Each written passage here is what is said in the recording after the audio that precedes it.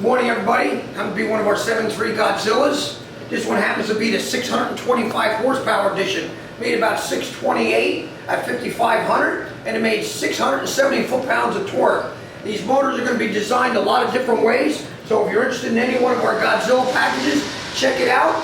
We're going to have a lot more features than you see right here. There's going to be hidden coil packs, covers on over the intake manifolds, different types of pulley systems. This one has an alternator on it at the moment. It will have an AC when it leaves here. Again, we can custom paint these if you like.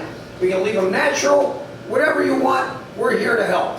Hey, give us a call. Peace.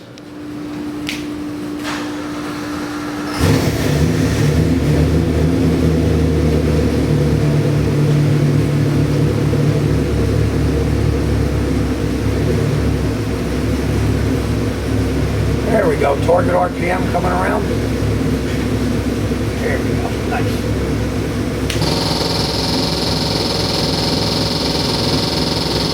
Gas pedal.